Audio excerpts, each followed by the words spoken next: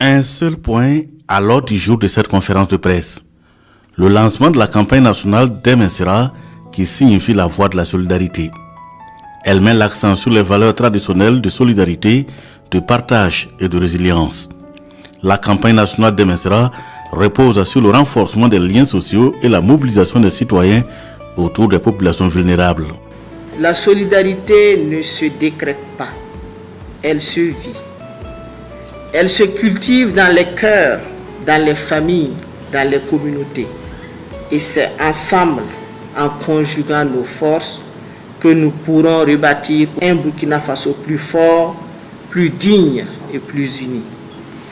Demain Sera n'est pas simplement une campagne, c'est un appel à l'âme du Burkina Faso, un engagement à bâtir une nation de fraternité, de compassion et de résilience. La campagne nationale Demain Sera vise à raviver les valeurs endogènes d'entraide, de cultiver le goût du partage et d'unité. Elle donne également l'occasion de renforcer la cohésion qui est le socle de la renaissance nationale. La campagne Demain Sera se déploiera à travers tout le territoire. Elle prendra la forme d'une caravane de la solidarité dans les régions, de rencontres communautaires, d'actions citoyennes et de dons symboliques, un vaste mouvement digital pour amplifier la voix de la fraternité nationale à travers le hashtag Demain Sera, mais aussi une mobilisation endogène de fonds pour financer notre solidarité.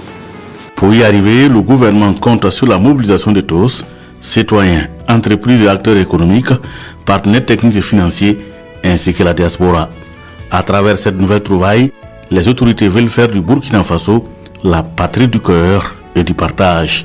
La campagne s'étend du 14 novembre 2025 au 31 janvier 2026. Et pour plus d'éclairage sur les enjeux de la campagne Voix de la solidarité, nous recevons le ministre de l'Action humanitaire et de la solidarité nationale, le commandant Pélagie Kaboré. Bonsoir. Bonsoir à vous et bonsoir aux téléspectateurs de la RTB. Quelle est la philosophie générale qui soutient cette campagne? Il faut dire que Demain Sera signifie littéralement la voix de la solidarité en langue nationale djoula. Et Demain Sera est une invitation à renouer avec ce qui a toujours fait la force du peuple burkinabé, c'est-à-dire l'entraide et la solidarité et le vivre ensemble. Dans un contexte sécuritaire et humanitaire assez complexe, où la crise en tout cas a des répercussions sociales très profondes, Demain Sera nous invite à renouer avec nos valeurs endogènes de solidarité et de vivre ensemble. Et Demain Sera nous rappelle que la solidarité n'est pas un luxe et la solidarité n'est pas une option. La solidarité est une nécessité vitale pour nous et pour le peuple burkinabé. Non seulement pour reconstruire le tissu social, mais aussi pour renforcer la résilience du peuple burkinabé. Alors, vous allez lancer cette campagne demain, vendredi. En attendant, quels sont les objectifs principaux? Les objectifs de Demain Sera sont d'ordre citoyen, culturel et aussi stratégique. Il faut dire que, premièrement, Demain Sera va nous permettre de remettre la solidarité au cœur de la vie nationale comme le levier de notre vivre ensemble.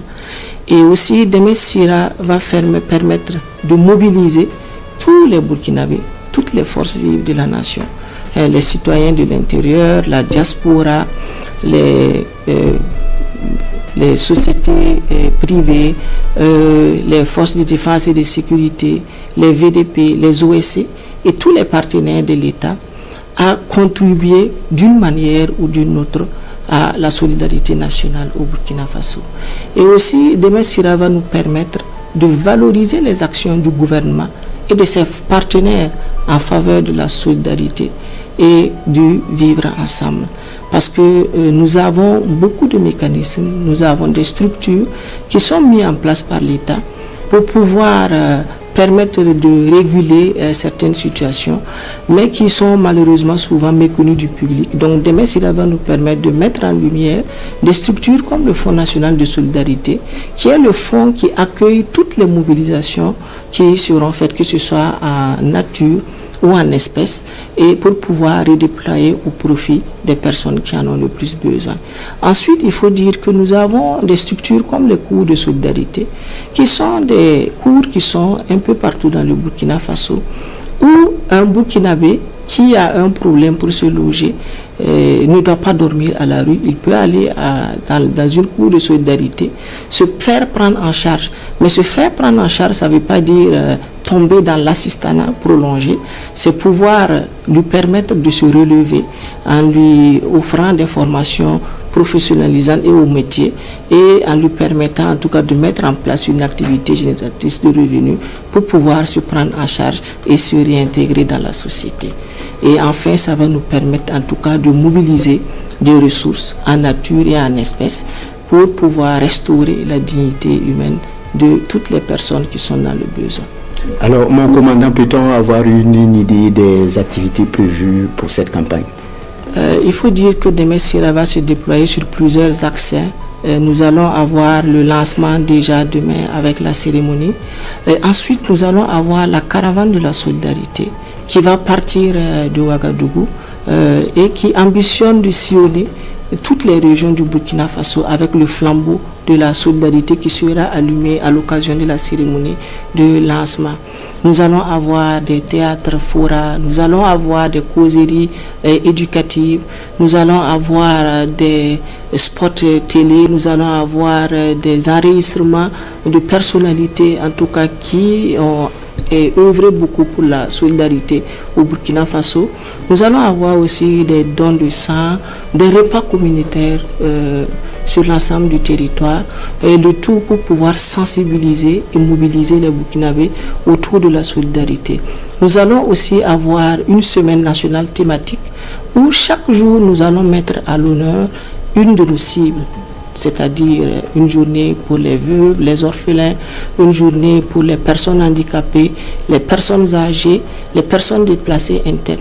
Et pendant cette semaine thématique, nous allons demander aux Burkinabés chacun de pouvoir poser une action au profit de ces cibles particulièrement. Et nous allons avoir un concours national sur les bonnes pratiques de solidarité qui va recevoir un prix spécial du président du Faso au Gala de la solidarité qui est prévu pour se tenir le 31 janvier 2026. Un gala au cours duquel nous allons aussi distinguer des personnalités qui œuvrent beaucoup pour soutenir l'action du gouvernement dans la solidarité nationale. Alors, cette campagne implique toutes les couches sociales. Comment les citoyens peuvent-ils participer ou contribuer à cette campagne? Il faut dire que tous les citoyens, tous les Burkinabés, où qu'ils soient, peuvent participer à cette campagne. Il faut se dire que ça peut se manifester d'une façon ou d'une autre. Et chaque geste, aussi petit soit-il, compte pour nous, pour cette campagne. Donc, il ne s'agira pas forcément de donner de l'argent, mais il s'agit de poser des actes concrets. Ça peut se traduire par un repas qu'on partage avec des personnes vulnérables, par un voisin qu'on soutient, par un orphelin qu'on scolarise, et par être une famille d'accueil pour des personnes déplacées internes, par donner son soutien et son aide à une personne âgée. Donc, l'essentiel ici pour nous est que tous les Burkinabés se sentent impliqués et que chaque Burkinabé se dise qu'il peut être un acteur du changement qui est souhaité à travers cette campagne. Alors, Madame le ministre, pour terminer, quel message souhaitez-vous adresser au peuple burkinabé à travers cette initiative? Le message, c'est celui d'un appel à l'unité, à la dignité et à la responsabilité collective face à la gestion de nos personnes vulnérables. Donc, c'est dire aux Burkinabés de se mobiliser autour des activités qui seront menées pour cette campagne, afin que nous puissions en tout cas mobiliser des ressources, que ce soit en nature, que ce soit en espèces, des vivres ou des non-vivres, parce que nous en avons besoin, et que nous puissions ensemble, en tout cas, nous mobiliser autour de la cause des personnes vulnérables, que nous puissions redonner de l'espoir, que nous puissions redonner la dignité à tous ces Burkinabés qui ont besoin de nous pour avoir un sourire. Donc j'appelle tout le peuple burkinabé à marcher sur la voie de la solidarité pour qu'ensemble nous puissions rebâtir la dignité et l'espoir. Merci à vous, Madame le ministre, et bon vent à cette initiative. Merci. Restez avec nous pour la suite des informations. Mettre 5000 spécialistes en santé à la disposition de tous les hôpitaux du Burkina en 5 ans. C'est l'ambition de l'initiative présidentielle pour la santé. Cela passe par une réforme engagée avec l'adoption de l'examen classant national qui est désormais la porte d'entrée pour la spécialisation des médecins au Burkina Faso. Le ministre de l'Enseignement supérieur et celui de la Santé ont animé un point de presse commun pour plus d'éclairage. Le point avec Lambert Souma.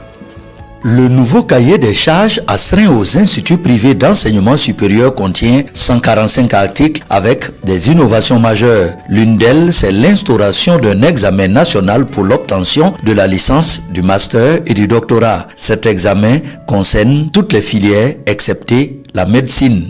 Les étudiants qui se trouvent dans les établissements privés devraient désormais se soumettre à un examen terminal pour avoir la licence. Et cet examen sera organisé par le ministère. De même, pour obtenir le master, ces étudiants seront également soumis à cet examen national. Et enfin, pour le doctorat, il en sera de même.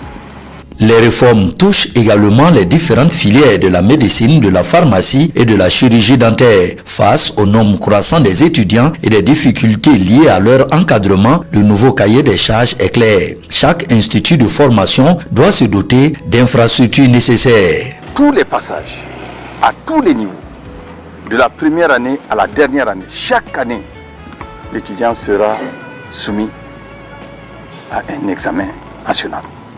C'est l'obligation pour toute université qui forme en médecine d'avoir un centre hospitalier universitaire. Nous ne pouvons pas nous permettre de mettre sur la place de l'emploi, le marché de l'emploi, des médecins qui présentent des insuffisances. L'introduction de l'examen national est de s'assurer de l'équité entre étudiants du public et du privé et de s'assurer également que les produits issus des deux systèmes sont de qualité. Le nouveau cahier des charges des instituts privés d'enseignement supérieur prévoit également une réforme au niveau du personnel. Désormais, l'accent est mis sur le recrutement d'enseignants permanents d'un certain âge. Une autre réforme majeure, c'est l'obligation pour toutes les IPES, désormais, de recruter des enseignants permanents, selon des quotas qui sont définis dans le cahier des charges. Si je prends encore une fois de plus, la plupart des domaines, pour chaque filière que vous ouvrez, vous avez l'obligation d'avoir des enseignants permanents pour chacune des filières. Nous ne pouvons plus continuer à rester dans la même logique de recruter ceux qui ont eu la chance d'être admis à la retraite et qui devraient se reposer.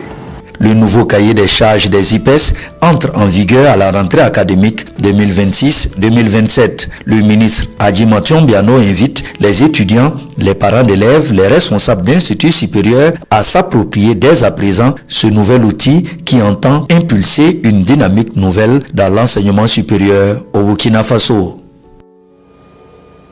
La 22e édition de la rencontre gouvernement-secteur privé, on en parle encore ce soir avec la visite à Bobo Dioulasso d'une unité industrielle de fabrication de craie. Elle est effectuée par une délégation gouvernementale composée des ministres en charge de l'économie et de celui de l'éducation de base. Ils sont allés encourager le promoteur dans son élan. Le point avec Betty Bienao et Sayouba Mamboudi. Cette délégation est là pour saluer la promotion et le savoir-faire local et soutenir l'industrialisation à travers le développement endogène, conformément à la vision du président du Faso. Faso Craie est une unité de production de craie 100% burkinabé, conçue et mise en œuvre par des ingénieurs burkinabés. Elle ambitionne de couvrir les besoins nationaux en craie. La délégation gouvernementale parcourt donc les différents ateliers de fabrication depuis la préparation jusqu'au conditionnement. Quand vous prenez Faso-Cré, non seulement vous contribuez à créer de l'emploi, vous avez vu quand on est rentré, il y a des jeunes qui sont en train de travailler, c'est de l'emploi qui est créé sur place. Et si on n'achète pas à Faso-Cré, on va importer. Si on importe, ce sont des devises qui sortent du pays. Donc c'est une entreprise qui contribue à créer de la valeur à l'intérieur. Donc ces genres d'entreprises, ce sont des entreprises que nous encourageons. Donc notre visite ce matin avec mon collègue en charge de l'enseignement, c'est vraiment pour dire que le gouvernement soutient Faso-Cré et le gouvernement va faire ce qu'il peut pour accompagner Faso-Cré dans son expansion et faire en sorte que dans un futur proche, Faso-Cré soit la référence en matière de craie au Burkina et qu'à un moment donné, on n'ait plus besoin d'importer la craie parce qu'on se dit qu'il y a de la production locale suffisante. Ouverte en 2020, Faso-Cré produit annuellement plus de 35 000 cartons et emploie une trentaine de jeunes. Elle alimente plusieurs établissements d'enseignement de la région du Guirico et du Burkina Faso. Et cette visite gouvernementale est, au dit des promoteurs, une source d'encouragement et de motivation. Un grand honneur, un sentiment de joie, en tout cas qui nous anime ici de recevoir le ministre des Finances et le ministre de l'Éducation de base.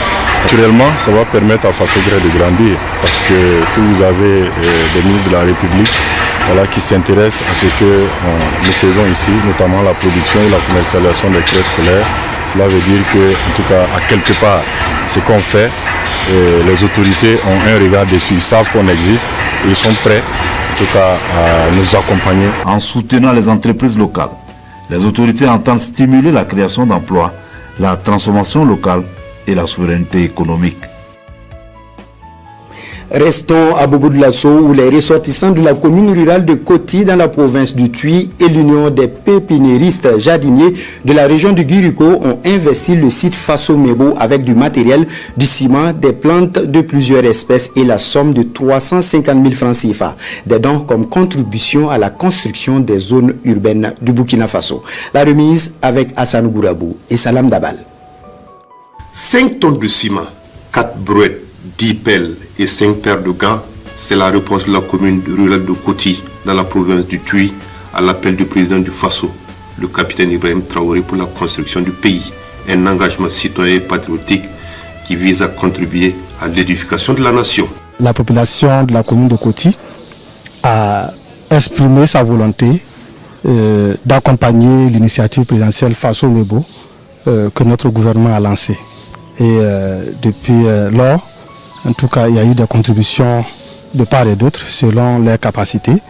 Nous avons pu mobiliser et ce qui nous a permis aujourd'hui d'avoir ce que nous avons envoyé d'ici. Parce que les femmes ne veulent pas aussi rester en marge de cette initiative du gouvernement. Donc nous nous sommes mobilisés vraiment pour apporter notre contribution pour le bien-être du pays. Pour l'Union des pépiniéristes jardiniers de la région du Guirico, construction d'un voies et pose de pavés rime avec aménagement du paysage urbain. Pour joindre l'acte à la parole, elle fait don de 400 plants de plusieurs espèces et la somme de 350 000 francs CFA à l'initiative présidentielle Faso-Mebo. Objectif pour cette structure, contribuer à l'embellissement de nos villes.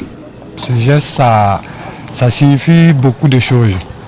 Oui, ça signifie que les pépiniéristes aussi ont songé à mettre la main dans la pâte pour aider le président dans son parcours à l'endroit de la population.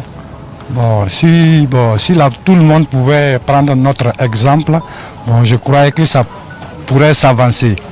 On pouvait construire le Burkina Faso ensemble. C'est une bonne initiative qui va permettre d'accompagner Faso-Mebo, surtout dans l'aménagement paysager.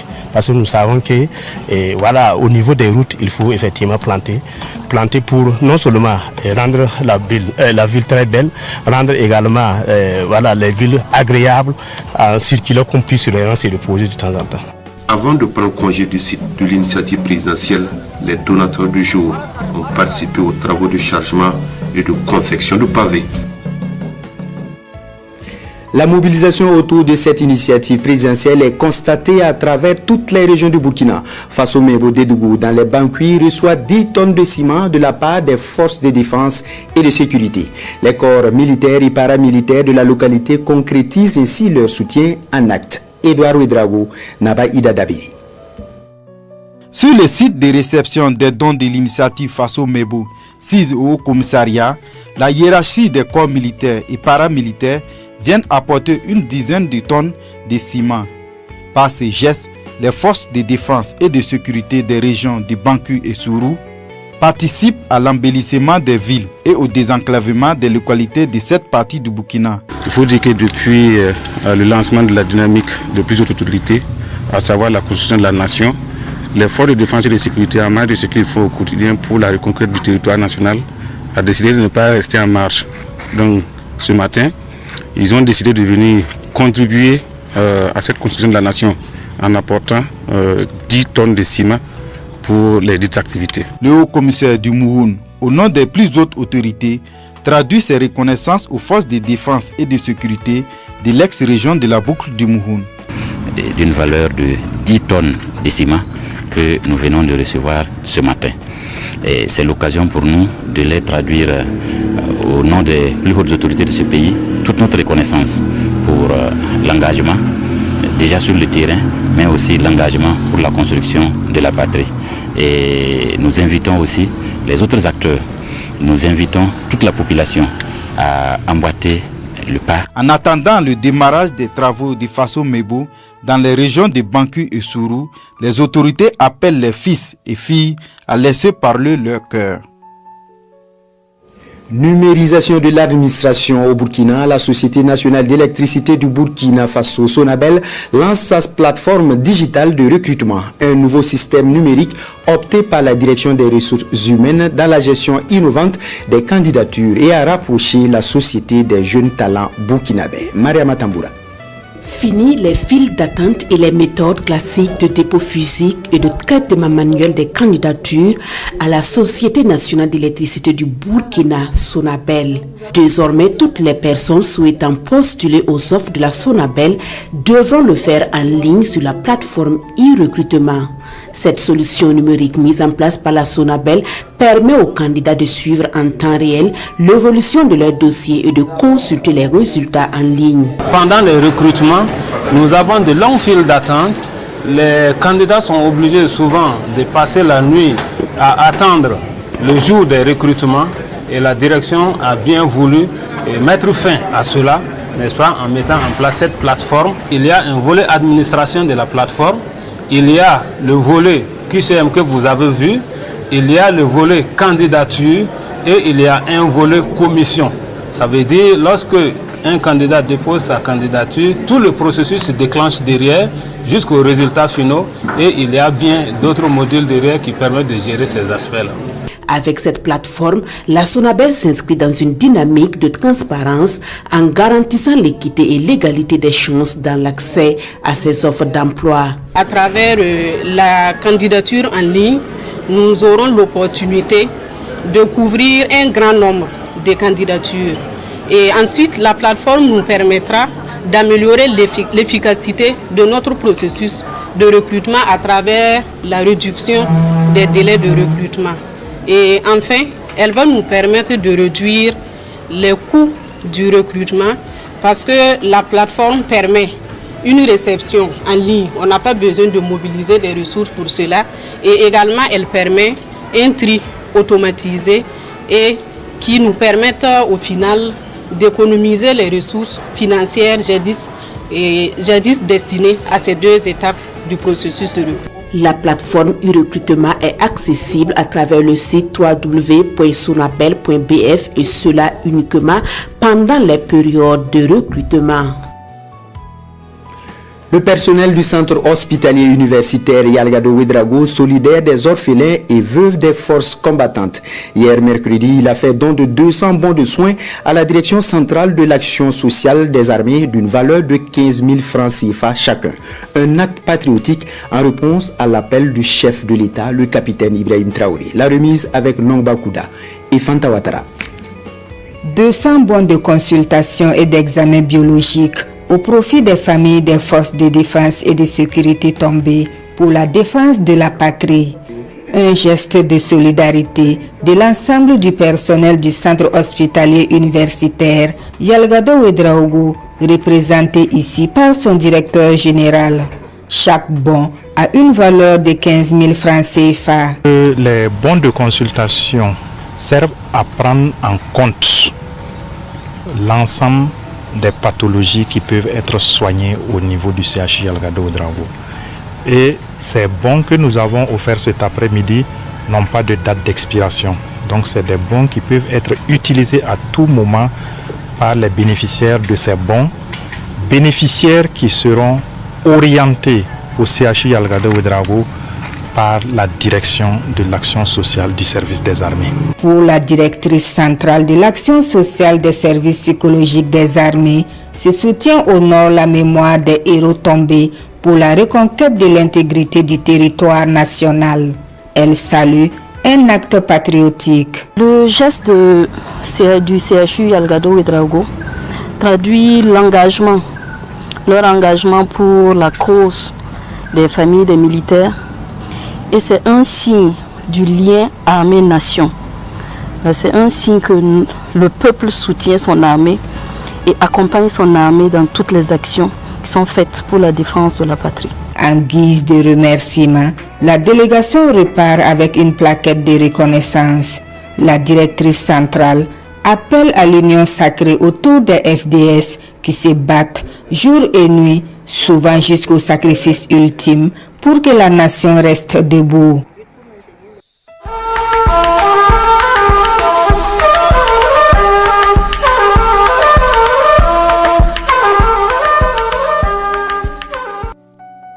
Tout d'abord, Bamako, où se tient le Salon international de la défense et de la sécurité BAMEX 2025.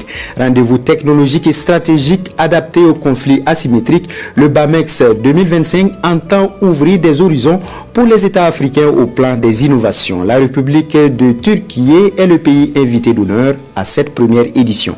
La cérémonie d'ouverture avec Mamari Kone et Aliou Touré.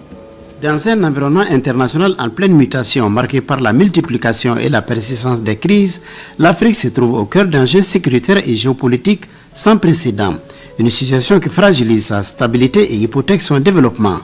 Dans un tel contexte, la sécurité ne peut plus être envisagée comme une option, mais plutôt comme étant une obligation. Elle s'impose comme une condition essentielle à la survie des États, à la protection des populations et à la souveraineté des nations africaines. Le succès de la lutte existentielle contre le terrorisme exige désormais anticipation, innovation et coopération renforcée, sincère. Face à ces nombreux défis, l'Afrique n'a d'autre choix que de bâtir une architecture de sécurité autonome, fondée sur la coopération et la mutualisation. Le Salon international de la défense et de la sécurité BAMEX 2025 se veut un rendez-vous inédit sur le continent. Placé sous le thème « L'Afrique au cœur des innovations mondiales de défense », cet événement ambitionne la modernisation des forces armées africaines et de renforcer leurs capacités afin de relever les défis sécuritaires du XXIe siècle. Bamako se positionne ainsi comme un carrefour stratégique pour la coopération militaire, mais aussi comme un acteur central dans la redéfinition des partenariats sécuritaires africains.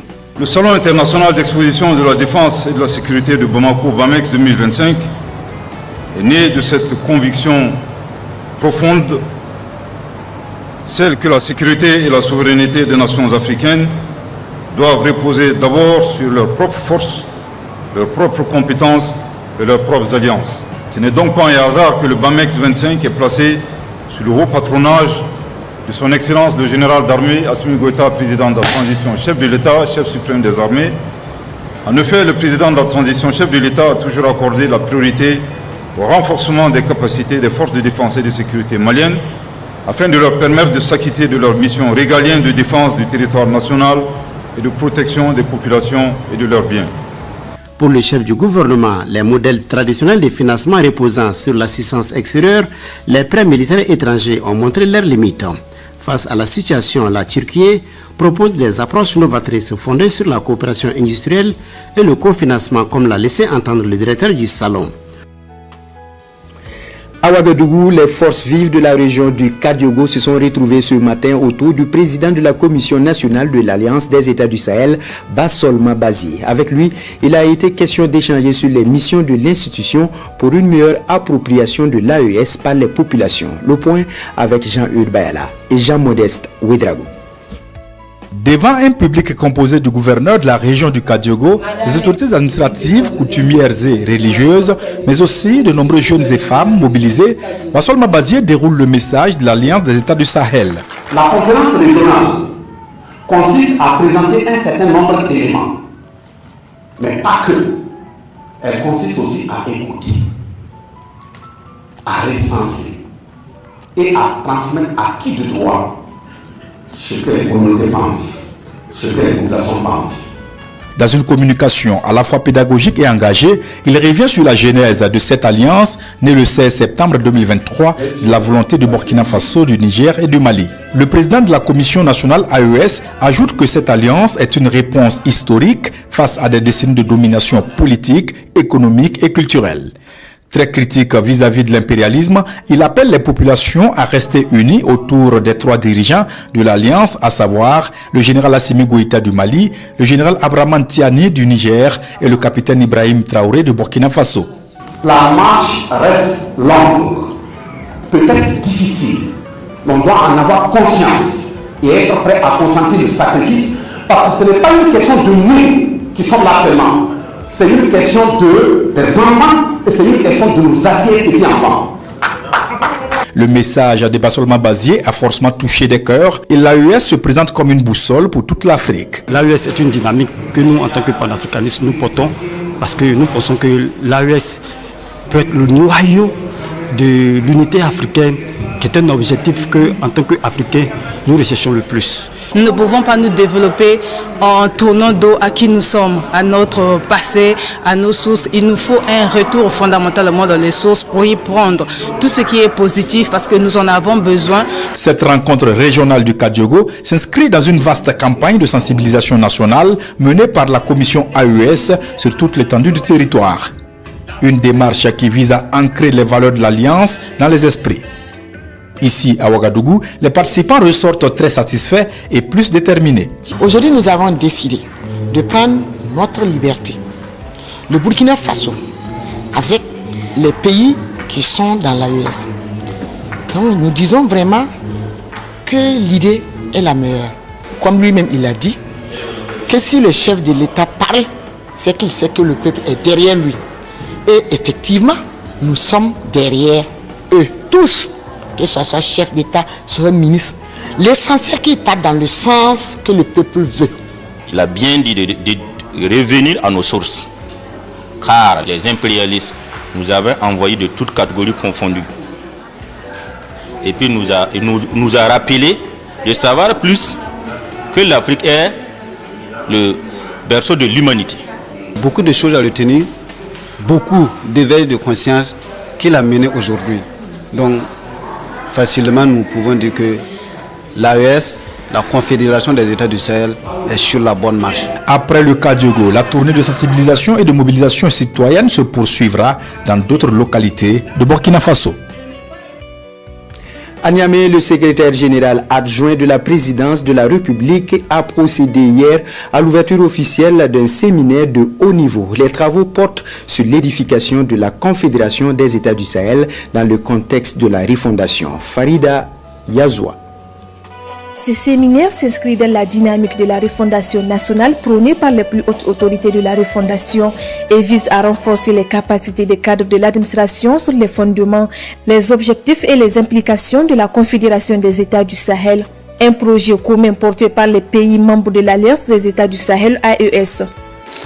Cette activité entre dans le cadre des missions à nous assignées par son Excellence le général d'armée Abdraman Tiani, président de la République, mission qui se décline comme suit: conduire les réflexions prospectives sur l'évolution de la Confédération des États du Sahel. Deuxièmement, proposer les mesures et actions à entreprendre dans le sens de l'opérationnalisation de la Confédération. Troisième orientation, préparer les instances de la Confédération. Quatrième orientation, proposer, contribuer à la sensibilisation sur la finalité même de la Confédération. En ouvrant ce séminaire, les autorités entendent donner une nouvelle impulsion à la compréhension des enjeux de la Confédération des États du Sahel.